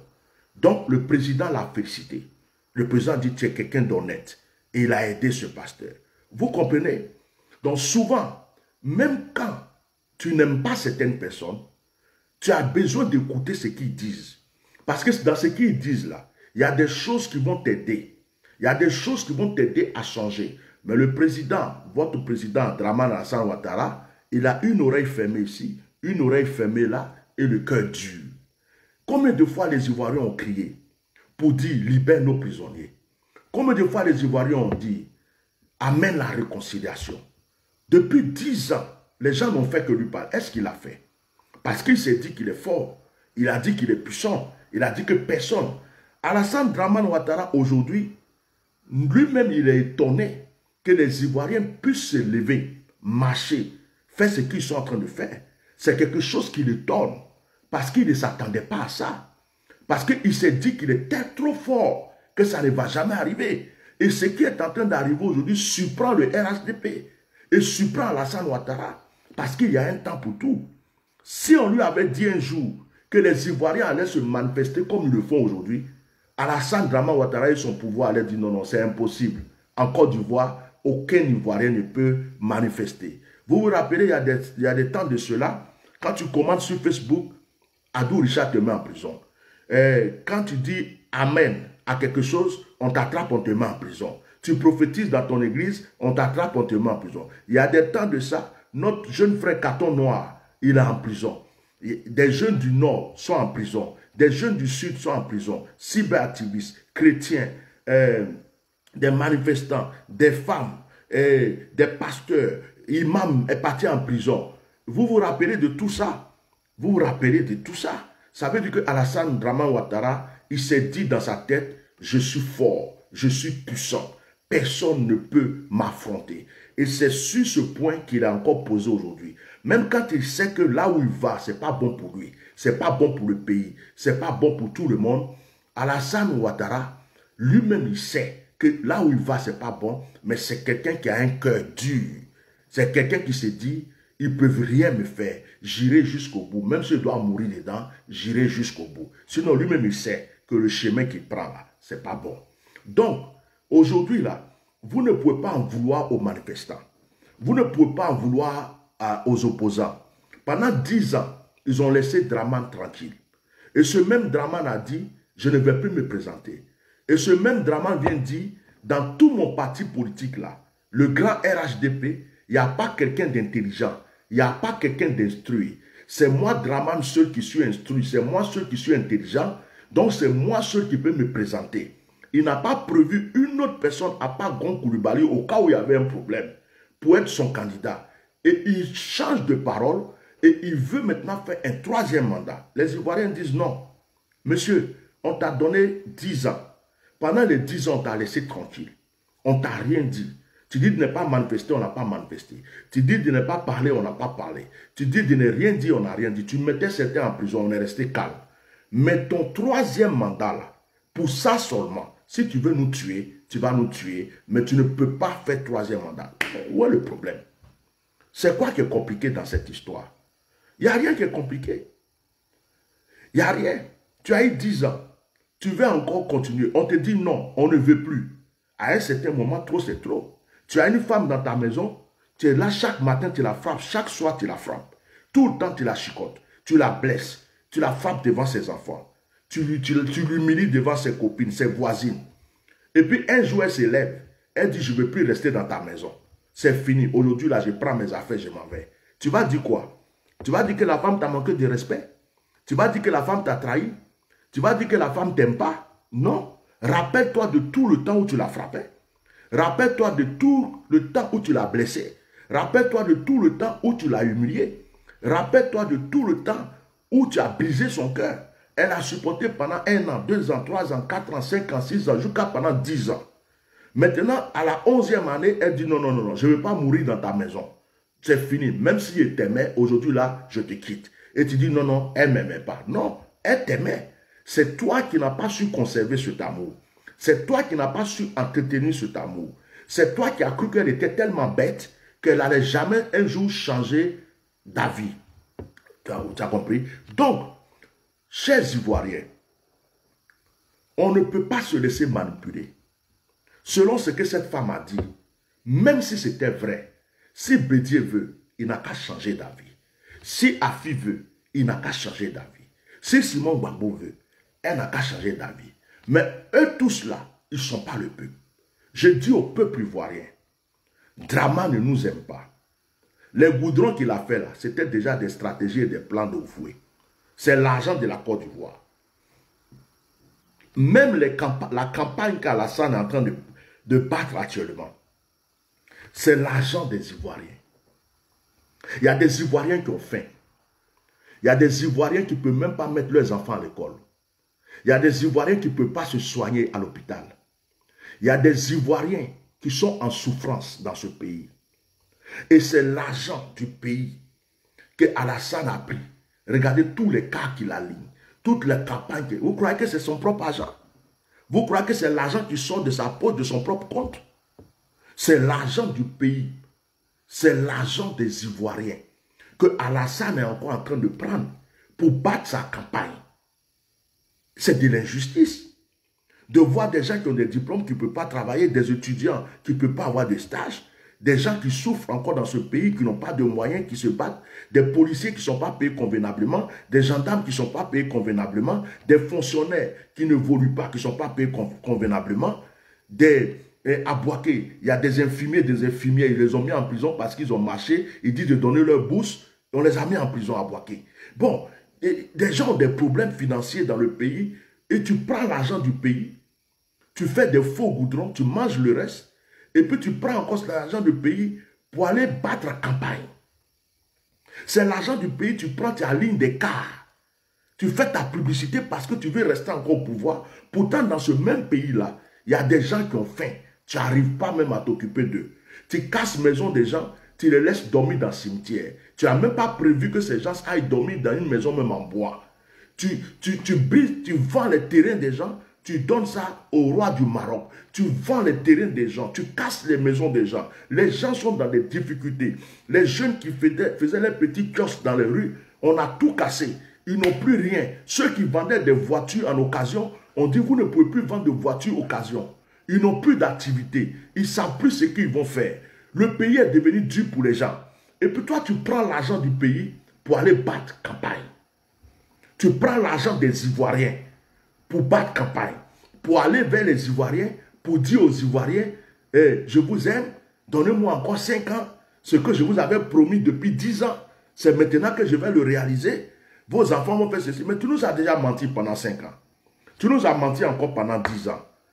Et c'est dans 15 ans là que toi tu ne vas pas nous mentir. Tu es déjà vieux, tu es déjà presque mort, tu es déjà mort. Donc, tu vas nous mentir jusqu'à ce que tu meurs. Nous, on ne veut plus croire à tes mensonges. Donc, Monsieur Draman, la chose n'est même pas compliquée. Tu as eu 10 ans. Moi, sincèrement, si j'étais à ta place, j'allais aller la tête haute. J'allais faire un discours aux Ivoiriens, vraiment. J'ai passé 10 bonnes années au pouvoir. Merci vraiment pour la confiance que vous avez eue pour moi. J'ai eu des erreurs, j'ai eu des qualités, les choses se sont bien passées, d'autres se sont mal passées. Et je vous aime, vous m'aimez. Vraiment, quittons-nous dans la paix. J'abandonne le pouvoir. Qu'il y ait des élections paisibles et qu'il y ait celui que les Ivoiriens ont décidé de mettre comme président, qu'ils le mettent comme président. Tu seras honoré. Tous les Ivoiriens diront, ce monsieur-là, en tout cas, il aime son pays. Il aime les Ivoiriens. Tu auras une bonne réputation, tu seras honoré. Mais tu te dis, non, je ne veux pas. Je reste au pouvoir. Même si tout le monde doit mourir, je reste au pouvoir. Même si tout le monde doit ceci, je reste au pouvoir. Mais ton comportement ne prouve pas que tu aimes les Ivoiriens. Ton comportement ne prouve pas que tu aimes ce peuple. Tu as berné ce peuple avec des mensonges, émergence, l'argent en train de travailler. Votez-moi, je ferai ceci pour l'hôpital, pour l'école, pour ceci. Tu as réalisé quoi? Dans le nord, tu as réalisé quoi? On va parler du nord seulement, on va laisser le sud même. Tu as réalisé quoi au nord? Le nord a changé? Qu'est-ce qui a été développé au nord? Ce n'est pas les enfants du Nord qui ont pris les armes pour venir combattre pour toi. Tu as fait quoi pour eux? Ce n'est pas eux qui sont en train de mourir dans la mer au fur et à mesure, chaque jour, parce qu'ils veulent se chercher en Europe. Donc, on ne va pas passer notre temps à écouter des mensonges et puis mourir. On ne va pas passer notre temps à écouter des menteurs qui rentrent chez nous à la maison pour nous distribuer des tracts, pour nous mentir. On va faire ceci, on va augmenter le prix du cacao, on va augmenter le prix du café. Vous aurez une école, vous aurez des hôpitaux, vous aurez ceci, vous aurez des routes. Des mensonges que des mensonges à 2 semaines des élections. Quand les élections sont finies, c'est fini. On oublie les gens. Les élections sont finies. Maintenant, celui qui parle, je te mets en prison. Celui qui revendique quelque chose, tu vas en prison. Celui qui chante, tu vas en prison. Celui qui fait ça, tu vas en prison. Non, on ne veut plus de ça. On veut un pays où on va être libre. On veut un pays où l'Ivoirien va être fier d'être dans son pays. Notre rêve, c'est que les Ivoiriens arrêtent d'être immigrés. Notre rêve, c'est que les Ivoiriens arrêtent, nous autres même qui sommes en Europe, qu'on puisse rentrer chez nous pour aider notre pays à se développer. Les connaissances qu'on a eues, les qualités qu'on a eues ailleurs, qu'on puisse amener ça chez nous pour aider nos frères, pour aider nos parents, à ce que notre pays puisse évoluer. Nous voulons d'un pays où les Ivoiriens, ils ont tout. Notre cœur a tout. Nous sommes intelligents. Nous avons toutes les capacités. Comme le Ghana, nous avons tout. Donc, nous voulons que notre pays soit paisible. Et qu'aucun Ivoirien ne se dise, je vais aller rester en Europe, je vais aux États-Unis parce que c'est là-bas il y a l'argent. Non, il n'y a pas l'argent en Europe. Il n'y a pas l'argent aux États-Unis. Même ceux qui sont ici, là, ils se disent, j'aimerais retourner chez moi. Parce que la vraie paix, la vraie tranquillité se trouve là où tu es né. Se trouve sur ta terre natale. Donc quand des gens sont exilés pendant 10 ans, des gens sont exilés pendant 15 ans, ils ne peuvent pas rentrer chez eux, c'est comme si on les a tués vivants. Donc vous qui êtes chez vous, vous qui suivez à la salle, et puis vous dites que le pays va bien, il y a la paix dans le pays. Pensez aux prisonniers, ce sont des êtres humains. Pensez à ceux qui sont en exil, ce sont des êtres humains. Pensez à ceux qui sont morts, ce sont des êtres humains. Ne pensez pas seulement à vous, parce que vous suivez ce monsieur. Ne pensez pas seulement à vous. Pensez aux autres Ivoiriens qui ont faim. Pensez aux autres Ivoiriens qui sont en prison. Pensez aux autres Ivoiriens qui sont en exil. C'est ça le problème. Quand un pays va bien, c'est tous les citoyens qui vont bien. Vous comprenez? Quand tu vas au Ghana, tu ne peux pas toucher à un Ghanéen. Tu as touché à un Ghanéen, c'est tous les Ghanéens qui vont te créer des problèmes. C'est le Ghanéen d'abord. C'est le Ghanéen d'abord. Donc ça doit être l'Ivoirien d'abord. Ça ne veut pas dire qu'il n'y a pas des étrangers au Ghana. Ça ne veut pas dire qu'il n'y a pas des gens qui sont étrangers qui vivent au Ghana. Mais c'est le Ghanéen d'abord. Et le Ghanéen, l'étranger respecte le Ghanéen. Et le Ghanéen aussi lui donne du respect. C'est comme ça que ça se passe dans tous les pays. Je suis en France. Même si je suis français, je respecte les Français. Je respecte tout le monde. Et les Français aussi me doivent du respect. Et puis ça continue. Je ne peux pas être en France. Je dis que j'aime en France. La France m'a reçu. Je me lève le matin, je casse tout, j'insulte les Français, je brise les maisons, je casse les maisons. Et puis je suis en France, je dis les Français sont des bâtards. Les Français, on va vous tuer. Les Français, on va vous égorger. On va prendre votre terre. Non, on ne fait pas ça. Ce n'est pas normal. Les Ivoiriens ne peuvent pas aller au Burkina pour dire on va tuer les Burkinabés, on va prendre votre pays. Ils ne peuvent pas aller au Mali pour dire on va vous tuer, on va prendre votre pays. Ils ne peuvent pas aller au Ghana pour dire on va... Donc, pourquoi c'est seulement en Côte d'Ivoire que des étrangers viennent et des étrangers tuent des Ivoiriens, des étrangers créent des problèmes aux Ivoiriens, des étrangers menacent les Ivoiriens, des étrangers injurent les Ivoiriens et des étrangers font ce qu'ils veulent aux Ivoiriens. Ils sont libres de le faire. Mais l'Ivoirien n'a pas. Il y a d'autres même. Un étranger prend son terrain, il va à la police, on lui dit tu ne peux rien faire. Il y a d'autres même. Un étranger vient prendre sa maison, il va porter plainte, on dit tu ne peux rien faire. Parce que l'étranger a payé le policier, l'étranger a payé le juge, et puis l'Ivoirien, lui, il est comme ça. C'est un pays qui ne va pas. C'est un pays qui est malade. Et nous voulons que cela change. Nous voulons que l'Ivoirien, du nord, du sud, de l'est, de l'ouest, musulmans, chrétiens, de n'importe quel parti politique, puisse aimer son frère, qu'on puisse se rassembler, faire la fête ensemble, laisser la politique aux politiciens, et puis vivre notre paix, notre tranquillité, et que les politiciens s'occupent du peuple, c'est-à-dire que les promesses qu'ils ont faites, pour lesquelles on les a élus, et respectent leurs promesses, et que le peuple soit à l'aise, que le nord soit à l'aise, le sud soit à l'aise, le musulman, le chrétien, tous les Ivoiriens unis. C'est la seule chose que nous demandons. C'est la seule chose que nous demandons. Est-ce que ça, ce que nous demandons, c'est mauvais? Donc aujourd'hui, on s'insulte de temps en temps, on s'attaque de temps en temps, parce que c'est comme si nous sommes en guerre. C'est comme si nous cherchions une solution. Même dans une même famille, deux fois pour un problème d'héritage, les gens se battent. Donc, ça ne veut pas dire qu'on n'est pas du même père, de la même mère. On est dans une famille. Aujourd'hui, on s'insulte, on se frappe, on s'attaque. Mais si ce problème est réglé, et que tout va bien dans notre pays, vous croyez qu'on va venir s'asseoir encore pour s'insulter? On va venir s'asseoir encore pour se lancer des pierres? Non. On sera en train de rigoler seulement sur Facebook, vous allez voir, on est là tout le temps en train de rigoler, de parler de nos actualités, de nos trucs.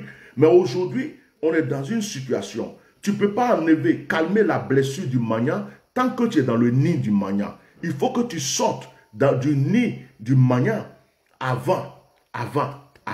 Nous voulons la paix. Je suis né en Côte d'Ivoire, j'ai grandi en Côte d'Ivoire. J'ai grandi avec des petits goulas, des petits senufos, même des petits moussis. J'ai été enfant de cœur avec eux. J'ai été scout avec eux. J'ai été CVAV avec eux. J'ai été à l'école avec eux. J'ai grandi avec des petits goulas. Je ne suis pas contre des petits goulas. J'ai connu toutes sortes d'ethnies. Celui qui était le chef de la sacristie à l'église catholique, c'était un Burkinabé. J'ai travaillé avec un Chinois. Son maître de lieu, c'était un Burkinabé. Il me respectait, je le respectais. Il y a un pasteur, pasteur Ernest de l'église du Réveil, à Yamoussoukro. Ce monsieur m'avait aidé à avoir une vie de prière. Il ne savait même pas parler français, c'était un Burkinabé. Je l'ai respecté. Daniel Kambou, c'est un Burkinabé. Il y a des pasteurs burkinabés, il y a des pasteurs maliens, il y a des pasteurs de d'autres nationalités. Je ne suis pas contre la race, l'ethnie, la peau, l'origine de quelqu'un. Ça, c'est quelque chose que je ne ferai jamais dans ma vie. Mais on est arrivé à un stade où il y a des gens qui prétendent être des Ivoiriens, qui quittent un pays qui ne sont pas réellement Ivoiriens, qui arrivent et qui profitent d'une situation et qui commencent à tuer des vrais Ivoiriens, à attaquer des Ivoiriens parce qu'ils ne connaissent pas notre histoire. Autrefois, dans le passé, nous mangeons ensemble, nous faisons la tabaski ensemble, le Ramadan, Noël, le Nouvel An, on faisait toutes les fêtes ensemble. Tu es voisin avec un musulman. Tu finis, c'est ta fête Noël, tu prépares, tu envoies à manger. Le musulman, c'est Ramadan Tabaski, il t'envoie à manger. On était unis, on s'amusait ensemble, on mangeait ensemble, on faisait tout ensemble. Et cela n'existe plus dans notre pays. Cela n'existe pas depuis que la guerre est arrivée. Aujourd'hui, ce qui nous arrive, c'est soit tu es du RHDP, tu vis tranquille, tu es en paix, tu peux tout faire, ou soit tu n'es pas du RHDP et tu as tous les problèmes. Ferme ta bouche si tu ne veux pas avoir de problème. Ne dis rien si tu ne veux pas avoir de problème. Ne chante pas si tu ne veux pas avoir de problème. Ne revendique pas si tu ne veux pas avoir de problème. C'est la dictature. Et on nous mélange le cerveau. On essaie de mettre le nord contre le sud. On essaie de mettre les chrétiens contre les musulmans. On essaie de mettre nos frères qui ont des noms comme Bakari, Amadou, ceci. On leur dit, les gens là ne vous aiment pas, hein, ils vont vous tuer. Et puis l'autre côté aussi, on dit aux autres, méfiez-vous, hein, méfiez-vous, les Djoula veulent vous tuer. Et puis on nous mélange notre cerveau pour que nous nous entretions, pour que nous nous déchirons. Alors qu'en réalité, on n'est pas contre les uns les autres, on n'a même pas de problème. C'est les politiciens qui ont leurs problèmes. Et ce problème tombe sur nous. Ce problème agit sur nous aujourd'hui. Et nous devons le régler. Et le problème, c'est Dramane Alassane Ouattara. C'est lui qui n'a pas su nous réconcilier. C'est lui qui n'a pas su nous mettre ensemble. C'est lui qui n'a pas su nous écouter. C'est lui qui a accusé Gbagbo de ceci, mais aujourd'hui qui est en train de faire pire que Gbagbo a fait. Donc, chers frères et sœurs, je sais qu'il y a des moutons qui suivent M. Dramane. Je sais aussi que parmi ces moutons, il y a certains qui ne sont même pas ivoiriens. Leur rêve, c'est qu'on tue tous les Ivoiriens et puis eux vont prendre la place des Ivoiriens. Ce sont ces personnes qui sont tout le temps, même quand ils raisonnent, ils vont insulter. Même quand ils expliquent des choses pour l'amour, pour la paix, ils vont insulter. Parce que leur but, c'est qu'on s'entretue, c'est que la Côte d'Ivoire brûle pour qu'eux puissent s'asseoir dans notre pays. Mais vous n'aurez jamais gain de cause. Pour terminer ce direct, je voulais vous dire aux opposants, au peuple ivoirien, je voulais vous dire, ne comptez surtout pas sur quelqu'un. Ne comptez pas sur la France. Ne comptez pas sur les États-Unis. Ne comptez pas sur l'ONU. Ne comptez pas sur la CEDEAO, je ne sais pas quoi là. Ne comptez même pas, ne comptez pas. Si vous êtes là, vous attendez un sauveur qui va venir d'ailleurs, ça va vous sortir des yeux. Au moment où vous allez vous rendre compte, on vous a déjà blagué et manipulé. La France, ne comptez pas sur la France. Parce que la France, elle-même n'a pas fini de régler ses propres problèmes ici. La France n'a pas fini de régler ce problème de coronavirus, ses problèmes de gilets jaunes, ses problèmes de retraite, ses problèmes de je ne sais pas quoi. La France a ses propres problèmes. Donc, ce n'est pas la France qui va se lever pour aller se battre pour vous ou pour lutter pour vous. Vous comprenez? Donc, je vais vous dire quelque chose. Ne comptez sur personne. Ce problème nous regarde. C'est nous les Ivoiriens, c'est nous le peuple. Ce qui se passe chez nous nous regarde. Si demain on veut s'asseoir pour dire non, on a changé d'avis, c'est nous. Si on dit non, on ira jusqu'au bout, c'est nous. C'est notre problème. Personne ne peut venir nous imposer quoi que ce soit dans notre pays. Donc arrêtez de mettre vos yeux comme ça. La France va nous envoyer, tiens, la France va nous envoyer ceci, et la France va nous envoyer la solution. Sortons de cet esclavage, de cette colonisation, sortons de cette mentalité de mendiant, de toujours en train d'attendre que quelqu'un dépose quelque chose dans nos mains. Sortons de cela et sachons que c'est notre pays, sachons que c'est notre patrie, sachons que c'est chez nous et que c'est à nous de régler nos problèmes de famille. Le problème de ma maison, c'est le problème de ma maison. Ce que je règle dans ma maison ici, quelqu'un ne peut pas sortir là-bas pour venir régler le problème de ma maison. C'est moi qui règle le problème de ma maison. Donc, c'est chez nous.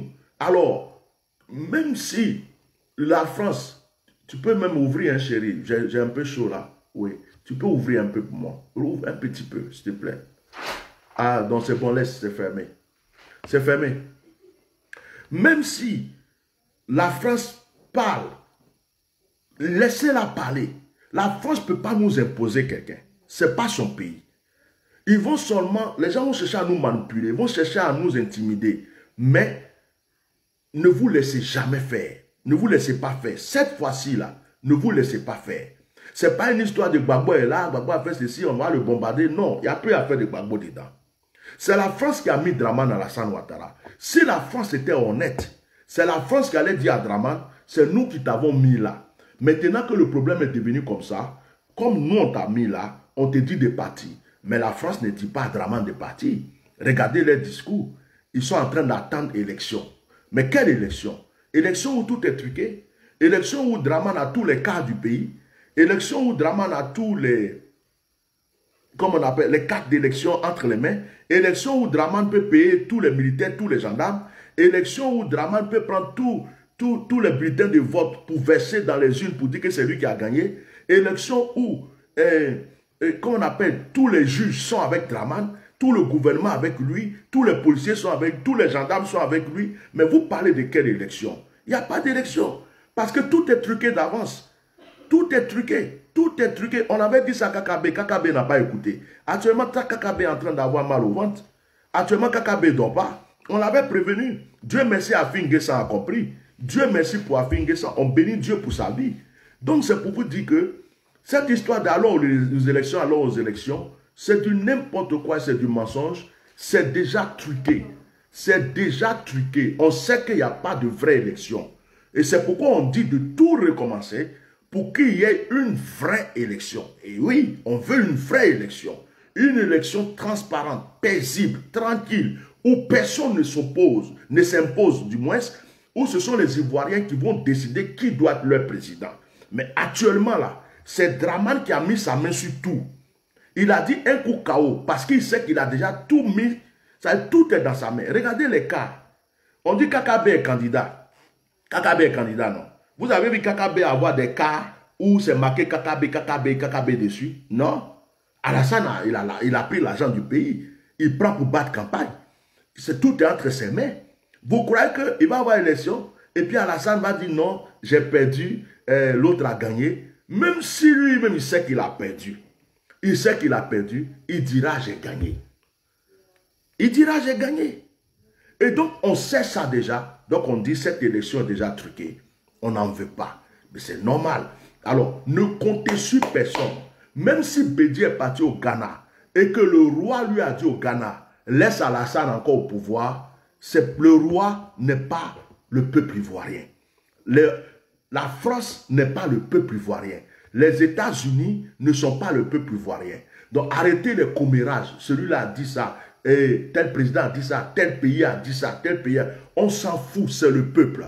Alors je dis au peuple, de la manière que vous êtes levé et que vous avez commencé à revendiquer, le monde entier vous regarde. C'est quand ça va s'amplifier. Quand ça va s'amplifier, ils vont comprendre que ce peuple est réellement décidé. On ne vous dit pas de prendre des marchés, des trucs, casser des trucs, tuer des gens. On ne vous a jamais demandé cela. Mais ce qu'on vous dit maintenant, si quelqu'un prend machette et qui vient pour vous tuer, vous aussi prenez machette et puis attaquez-le aussi. Parce que votre vie là, elle est importante. Ne restez plus les bras croisés. Des policiers viennent, ils commencent à tirer sur vous. C'est dans un village, non? C'est dans une ville, non? Ces policiers ne seront pas plus nombreux que la population du village et de la ville. Vous tous, courez après eux, attrapez-les, tabassez-les, prenez d'autres en otage. Bloquez devant chez vous vos entrées. Il ne faut même pas que les cas d'Alassane Ouattara rentrent chez vous pour que quelqu'un batte campagne. Faites cela. Continuez à vous lever, continuez à manifester. continuez jusqu'à ce que le peuple entier sorte dans les rues pour dire on ne veut pas d'Alassane, pour que M. Draman Alassane Ouattara quitte notre pays définitivement. Je pense que j'ai tout dit pour ce matin. Donc, ne vous laissez pas manipuler par des menteurs qui vont vous faire croire que Bédié a fait un accord et que c'est Alassane qui va être au pouvoir. Donc, tout ce que vous faites ne sert à rien, que vous devez rester chez vous. C'est de la manipulation pure. Que Dieu vous bénisse. Vive la Côte d'Ivoire. Vive les Ivoiriens. Vive la paix. Vive la tranquillité. Vive la joie. Vive la liberté des prisonniers. Vive la liberté des prisonniers. Vive les exilés qui vont rentrer chez eux. Vive ceux qui vont enterrer leurs morts, qui vont aller pleurer leurs morts dans le sud, dans l'est, dans l'ouest. Vive la tranquillité, la vraie paix en Côte d'Ivoire. Que Dieu bénisse la Côte d'Ivoire. Que Dieu nous délivre et qu'il nous protège contre tout plan satanique. Chers Ivoiriens, que la main de Dieu soit sur votre vie. Merci.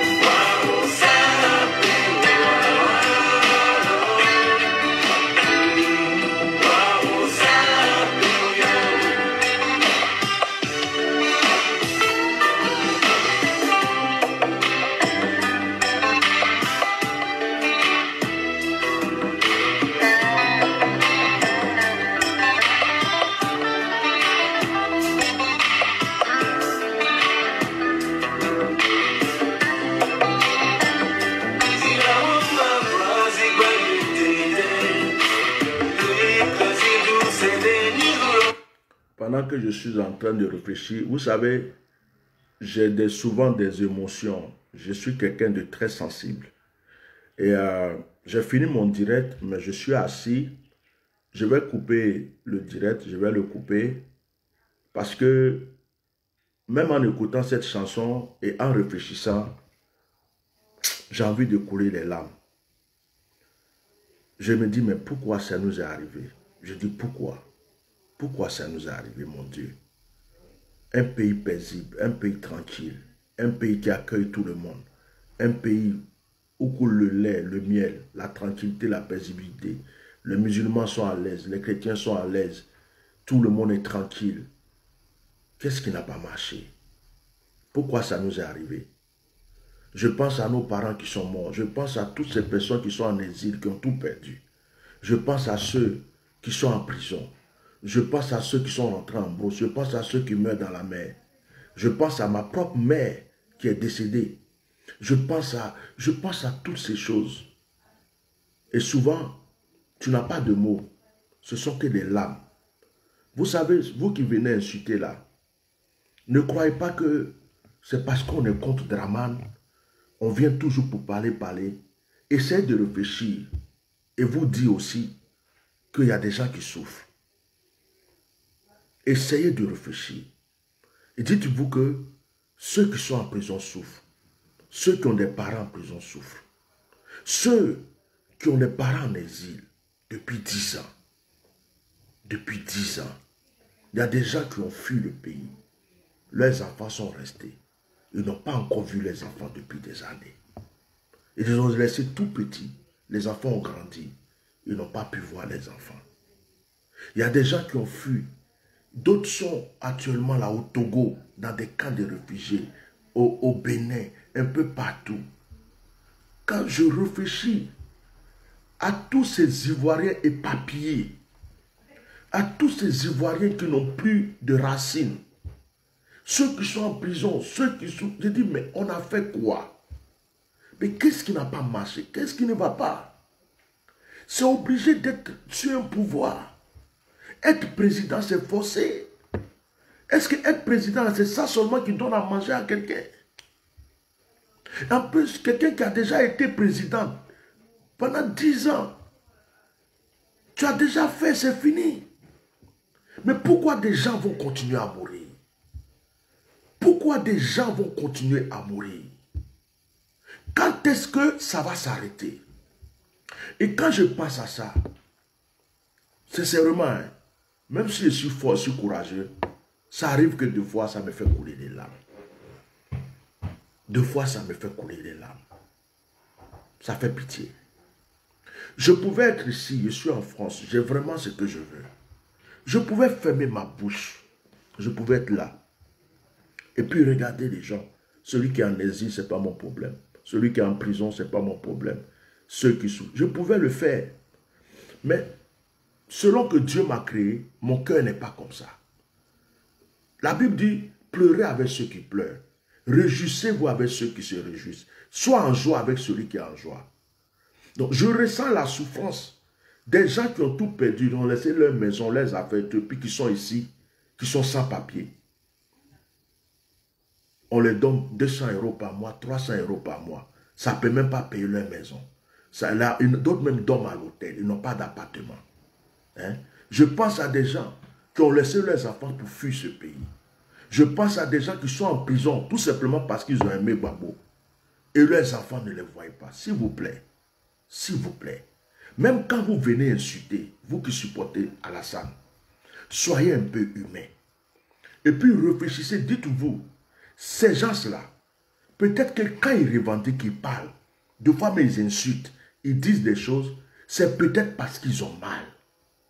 Dites-vous ça. Dites-vous, c'est parce qu'ils ont mal. Arrêtez de dire, c'est parce qu'ils ont la haine. Arrêtez de dire, c'est parce qu'ils sont xénophobes. Arrêtez de dire, c'est parce qu'ils sont jaloux d'Alassane, ils n'aiment pas Alassane. Loin de là. Loin de là. Tous les Ivoiriens qui parlent aujourd'hui souffrent. Ils ont mal au cœur. Ils ont très mal au cœur.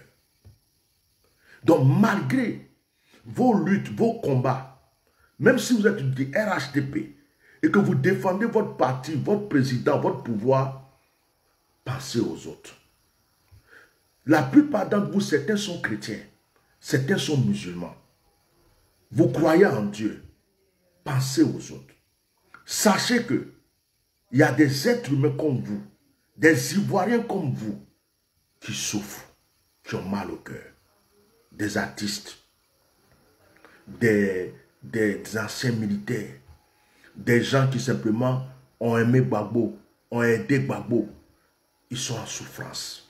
Est-ce que nous allons continuer dans ça? Est-ce que nous allons continuer dans ça? Il y a des gens, ça fait 10 ans. Ils n'ont pas mis leurs pieds dans leur pays. Ils n'ont pas vu leurs enfants, leurs petits-enfants. D'autres ont perdu leur père.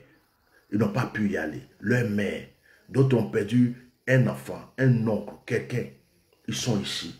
Ils ne font que pleurer. À cause d'une personne qui est au pouvoir, qui ne veut rien entendre, qui ne veut rien comprendre. S'il vous plaît. S'il vous plaît. Vous savez, tout ce qu'on fait sur cette terre, on le paye. Donc cette méchanceté que vous êtes en train de faire, je vous assure, vous allez payer. Vous allez payer. Il y a un temps qui arrive. Et quand vous allez payer, peut-être que vous allez vous rappeler que vous avez applaudi la souffrance des autres. Vous allez vous rappeler que vous avez félicité la mort des autres. Vous allez vous rappeler que vous avez félicité la souffrance des autres. Vous avez applaudi quand les autres souffraient. Il y a un temps qui arrive. Chaque chose se paye. Je vais parler à mes frères du Nord. Je vais parler à mes frères du Nord, mais les frères musulmans et les frères du Nord. Alassane est en train de vous mettre en danger. Parce que ce qui est en train de se passer là, de toute façon, un jour ce monsieur va mourir. Un jour ce monsieur sera plus au pouvoir. Un jour ce monsieur ne sera pas là. Mais vous, vous êtes dans la Côte d'Ivoire. Vous croyez qu'Alassane sera toujours là pour vous défendre, pour faire ce que vous êtes en... Arrêtez. Arrêtez. Ne mettez pas les frères du Nord, tous les frères du Nord, le peuple musulman, les frères, ne mettez pas les gens en danger. Arrêtez. Arrêtez. Parce que ce que vous faites, c'est dangereux pour vos enfants. C'est dangereux pour l'avenir. Alassane va vous créer des problèmes. Et le jour où il ne sera plus là, c'est vous qui allez payer. Mais lui, il ne sera pas là pour vous défendre. Parce que quand vous êtes en train de dire, toujours, c'est nous les musulmans, nous, maintenant c'est une affaire de djoula, tu regardes souvent des commentaires, nous les djoula, on va vous tuer, nous les musulmans, nous tous on est, et puis tous ceux qui insultent, c'est Mamadou, Bakari, Boukari, Oudraogo, de ceci, cela. Les gens vous voient. Et un jour, Alassane ne sera pas là. Est-ce que vous pensez à vous-même? Vous pensez à votre avenir? Vous pensez à vos enfants? Arrêtez. Arrêtez. Ne vous exposez pas ainsi. Et n'exposez pas vos enfants. Parce que un jour, la roue va tourner. Et quand la roue va tourner, vous allez vous rendre compte que vous avez sémé des choses qui vous sera difficile à récolter. Voilà. Donc quand je pense à mon pays, hein, j'ai mal au cœur. Alors, je vais dire à tous ceux qui insultent, c'est pas parce qu'on est fier, on veut se faire voir, cyberactiviste, on me regarde, je vais attaquer Alassane, ça ne donne rien, ça ne donne pas à manger, ça ne paye pas les factures, ça ne paye pas l'électricité, ça n'augmente rien dans la vie. Mais tous ceux qui parlent, qui revendiquent, qui marchent, réfléchissez autrement. Et dites-vous, certainement, ces gens souffrent. Ils ont mal dans le cœur. Ils ont des blessures dans le cœur. Et réfléchissez. Et dites-vous, si j'étais à sa place, si j'étais à la place de cette personne qui est réfugiée, qui est en exil depuis 10 ans, comment j'allais réagir? Si j'étais à la place de quelqu'un qu'on a déchiré en machette, avec des machettes, comment j'allais réagir? Si j'étais à la place de quelqu'un qui a son papa en prison depuis 10 ans, qui ne peut pas voir son papa, comment j'allais réagir? Si j'étais à la place de quelqu'un qui a été en prison parce qu'il a chanté, parce qu'il a parlé, comment j'allais réagir? Donc maintenant, changez votre cerveau, mettez-vous à la place des autres, réfléchissez autrement et vous allez comprendre pourquoi les gens réagissent. Ce n'est pas parce qu'on n'aime pas Alassane, ce n'est pas parce qu'on n'aime pas son nom, c'est parce que beaucoup de gens souffrent. Et les gens en ont marre de souffrir. Trop, c'est trop.